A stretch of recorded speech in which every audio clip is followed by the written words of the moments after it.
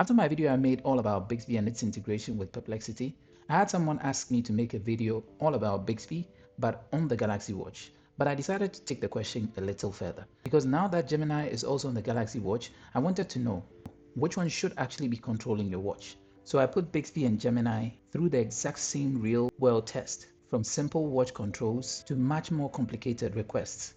And I'll tell you this right now, the results are not what you expected. In fact, one of these assistants was surprisingly good at things I was so convinced the other one would dominate.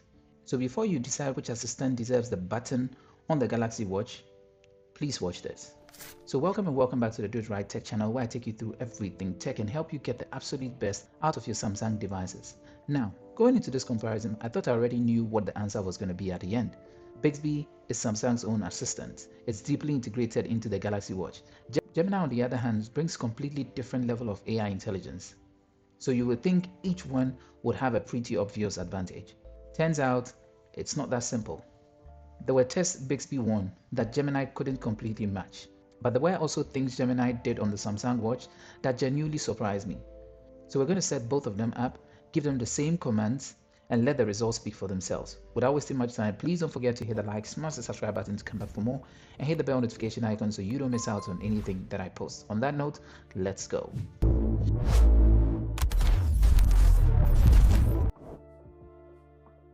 So before we start throwing commands at both of them, let's make sure both assistants are properly set up. So this is what we're going to do. As we can see, the watch is locked, so I'm going to be entering my PIN. So once they're unlocked, this is what we're going to do: scroll and tap on Bixby. So Bixby is going to open this way. And as we can see, it needs permission for microphone, calendar, call log, contacts, location, sensors, and all of these. So for all these, we're actually going to give it that permission, and it's ready. As it's being set up, as soon as I say Bixby, it's going to start listening, and this could actually be consuming your battery a lot. So what we're going to be doing is setting it for a button instead of the voice control. So we're going to go here into settings, here, scroll down till we get to, first and foremost, advanced features, then scroll down until we get to Bixby. Here we're going to turn off the voice to wake. We turn it off, and once it's turned off, we're now going to configure it for another button. And for that, we're going to come here and go to buttons and gestures, select that. Then for me, I'd like to set double press for Bixby. So if I double press the home button, which is this button right here, that's going to be launching Bixby. And then for the other, which is Google Digital Assistant, I'm going to be using a long press. So take note that anytime I'm going to be summoning Bixby, I'm going to be double pressing, and anytime I'm going to be summoning the Gemini or Google Assistant, I'm going to be using a long press. All right. So for Gemini also, this is what we're going to do. You're just going to scroll down and then go into your Play Store, and then you're going to search for Gemini. All right. And then you're going to search. Then you install it and you can open it, and it's going to be like this. Just to clarify that Gemini is the same as the Google Assistant, we just saw that I have set the Google Assistant for long press. So I'm going to ask it, are you the same as Gemini? Yes, I am Gemini, a conversational AI developed by... Alright, so you can see there, long press has been set for Google Assistant, and it's just to clarify that it's the same as Gemini. So you have that in mind. Now, let's move on. So here's probably Bixby's home ground. We're starting with something extremely specific, like this. For Bixby, set my watch brightness to 70%. The brightness level is now set to 70%. Alright, so it just did exactly that. And for Gemini, set my watch brightness to 70%. I can't adjust the brightness yet, but I've opened the brightness settings page for you. And this here immediately exposes one of the biggest difference. Bixby can directly manipulate Galaxy Watch settings with impressive precision. In this test, Bixby actually changes the brightness, while Gemini may take you to the relevant control space, except that you would have to finally adjust it yourself. So the first point goes to Bixby. But don't conclude anything yet, because we're about to change how we speak. So for Bixby, we're going to do this. Turn on Do Not Disturb. Sure, I've turned on DND. So we can see it right up there, over there. Let's check for Gemini. Turn on Do Not Disturb. Sure, turning on Do Not Disturb. So as we can see there too, it also got done. So as we saw, both of them were able to understand exactly what I was saying. But now I'm not going to be deliberately telling them exactly those words and what to do so that we can compare both of them. This is what I'm going to say to Bixby. I'm going into a meeting and I don't want my watch to disturb me. Here's what's next. So Bixby clearly didn't understand. Let's check Gemini. I am going for a meeting and I don't want my watch to disturb me. I've turned on Do Not Disturb mode for you. You shouldn't be disturbed by your watch during the meeting. Alright, so we can see here, Gemini understood it, even though it wasn't said in clear words, and then did exactly what the needed thing to be done was. This is where Gemini starts showing the difference between following a command and understanding the intention. Bixby likes commands like, turn on this, but Gemini is better when you simply explain the problem and let the assistant determine what needs to be done. That's the exact distinction that I'm checking for. Here, the verdict is to Gemini. Now, in this one, I have a contact that is named as Do It Right, okay? So we're just going to look at that contact. As you can see, I have a contact named Do It Right _ tech and fitness, all right? So let's see if they can figure it out. So, to Bixby, call Do It Right. There are 3 contacts. Who would you like to call? Do It Right _ tech and... Calling Do It Right Tech. All right, so there we have it. It was able to figure it out. Now let's go to Gemini. Call Do It Right _ tech and fitness. I found 2 numbers. Which one would you like to call? The second one.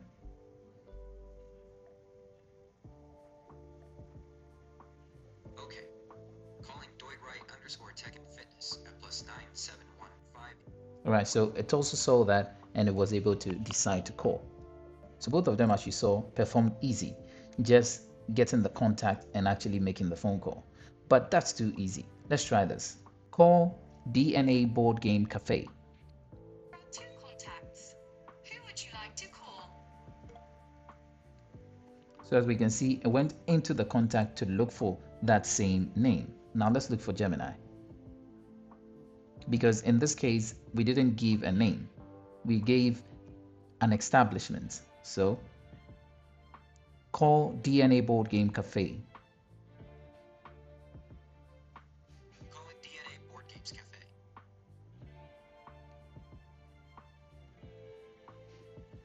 So what Gemini did was go into Google Map, find the location of that very establishment, take the phone number from there and try to call that number. So this is where Gemini's access to search and contextual information becomes incredibly useful. It clearly potentially understood I was referring to a business, found the establishment and attempted to call the establishment using the phone number on the space. And that there is a more realistic assistant. So this verdict goes to Gemini. Now, next we're going to be looking at messages. So let's send some messages. Let's see. Send Do It Right _ tech and fitness a message saying I'll be there in 10 minutes. Shall I send this message to Do It Right Tech and Fitness and the school Tech and Fitness saying I'll be there in 10 minutes? You can say send or cancel. Cancel. So as we can see there, it got the message wrong. Let's check Gemini. Send Do It Right _ tech and fitness a message saying I'll be there in 10 minutes. Sure. Message to Do It Right _ tech and fitness saying I'll be there in 10 minutes. Ready to send it? Alright, so we see it understood the message, it understood the person. So what happens if I don't detect the message? What will happen? Let's look at this. Send Do It Right _ tech and fitness a message apologizing that I'm running late and that I'll be with him probably in about 10 minutes. There are 30 contacts like that. So I'm just going to help it here. Select the contact. Shall I send this message to Do It Right Tech and Fitness? around 10 minutes. Now let's check it out here. I'll be there. Okay. Send a message to doitright_tech and fitness apologizing that I'm running late and that I'll be with him probably in about 10 minutes. Sure. Message to doitright_tech and fitness saying, I'm sorry I'm running late. I'll be with you in about 10 minutes. Ready to send it? So the difference you see here is, here I'm giving the assistants my intentions, not the exact sentence. Bixby works brilliantly when I'm dictating it. So even in what I said, it took exactly what I said and wanted to send that as a message. Whereas Gemini understood it and coined the message the way it thought it would be smarter and better. This also goes to Gemini. Now, let's talk about emails. So we enter into the area where this becomes a completely different fight. Check this out. Read my latest email. That's not something I can help with. Okay, so yet. Bixby is not capable of it. Let's go to Gemini. Read my latest email.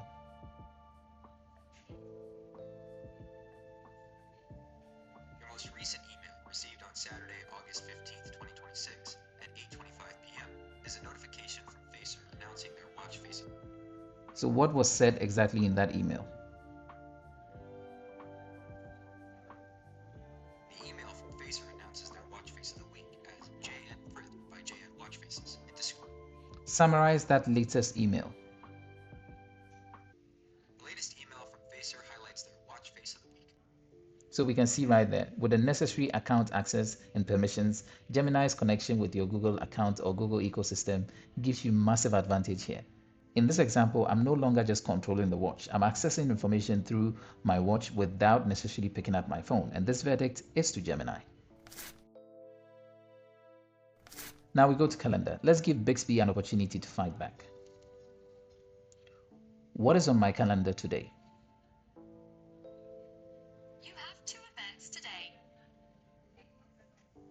Add a meeting at 5 o'clock.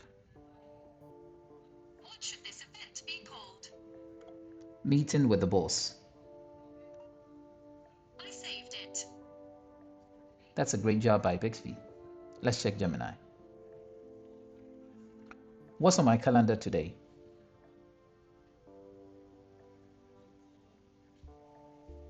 You have 3 events scheduled for today. The Friends with My Friends, 3 p.m. to 4 p.m. Meeting with a boss, 5 p.m. to 6 p.m. Add a meeting for today at 9 p.m.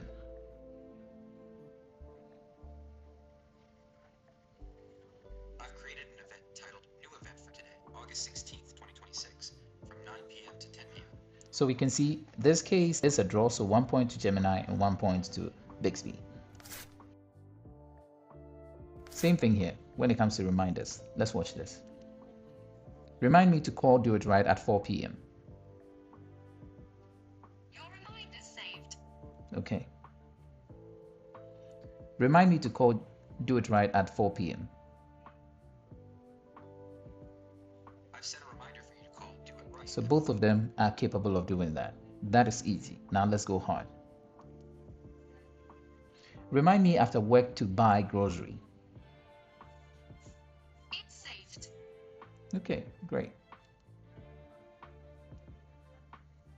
Remind me after work to buy grocery.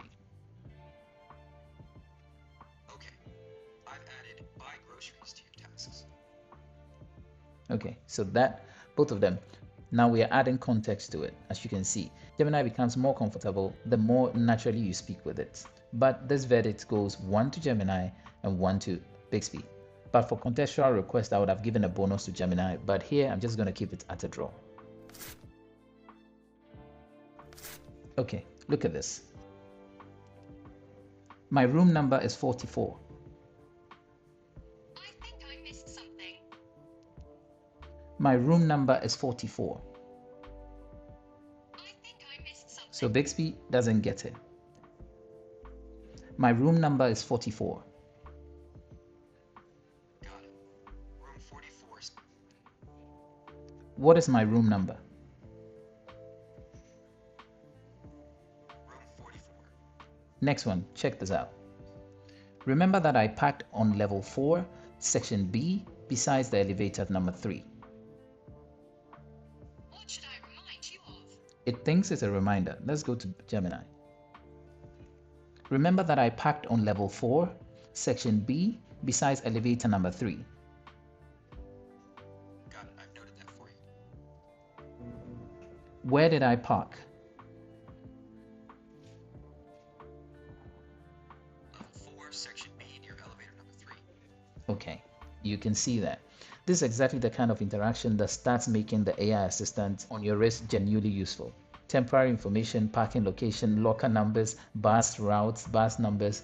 You know what? This test result puts Gemini way ahead of Bixby for the conversational memory use case. This verdict is to Gemini. Now, as we've looked through all this, I'm just going to be moving ahead, giving alarms a draw, timers a draw for both of them. This one is very interesting because both assistants can potentially get us the same destination through different ecosystems. Check this out. Find my phone. All right, searching for your It phone immediately now. uses that and starts calling my phone. Alright, but it's doing it from the phone. Now let's look for Gemini. Find my phone.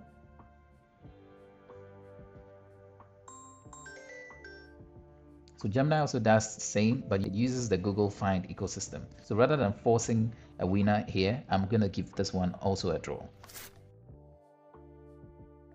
So maybe I'm rushing home to catch a particular sports event. Instead of reaching home and turning the television on, this is what I can do.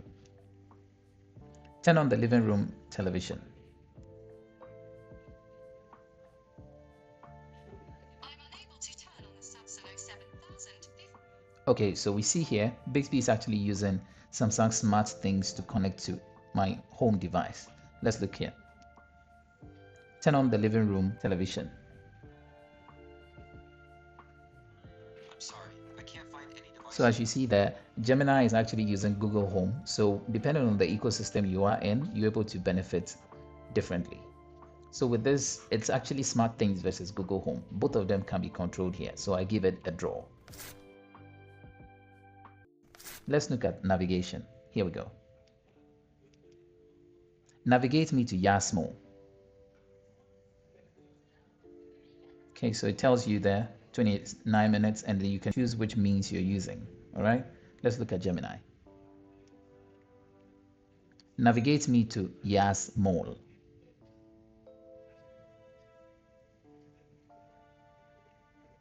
It immediately just starts using one that it chooses for me.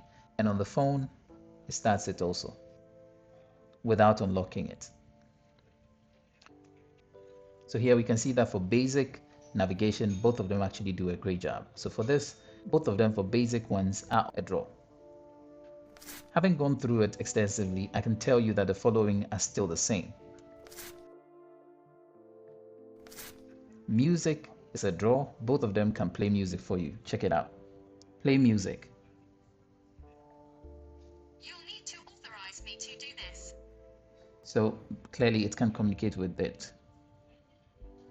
Play me music. Asking Spotify to play. So you can see that music, same across board. It's a draw. This means weather is the same, applications is the same, it's a draw across. What about general knowledge? What happens there? Let's look at this. How tall is Burj Khalifa? That's not something. It has no idea. How tall is Burj Khalifa? 828 Okay, meters. so we can see Gemini can answer 1 to Gemini, 0 to Bixby. So should you replace Bixby with Gemini? After all this test, I don't think the answer is simple to say Bixby is bad and Gemini is better, because Bixby is good at something, Gemini is good at another. Bixby is well integrated into the Galaxy Watch to the extent that it's able to control particular settings properly, whereas Gemini would lead you to it and have you do that thing yourself. But Gemini increasingly feels like an AI assistant that understands what I'm trying to accomplish while also having the capability of many traditional watch assistant tasks. And that would actually affect my conclusion here. If I'm supposed to choose one for my everyday use, I am choosing Gemini. But I'm not getting rid of Bixby completely, because for those very specific Samsung controls where I need my watch to do exactly what I said, Bixby can still be the better tool. And ironically, that might be the best Samsung watch setup right now. Gemini for intelligence and Bixby for deep Samsung control. But now I want you to decide, Bixby or Gemini. Which one of them are you using on your Galaxy Watch? And one more important thing, if there's something you want me to test that I didn't test here, please drop the exact command inside the comment section and I'll try. As you can see, during the section, my battery was running out and I had to quickly end things.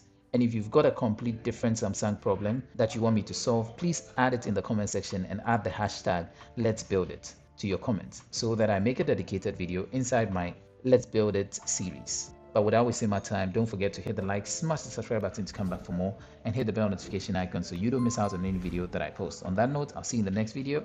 Peace out.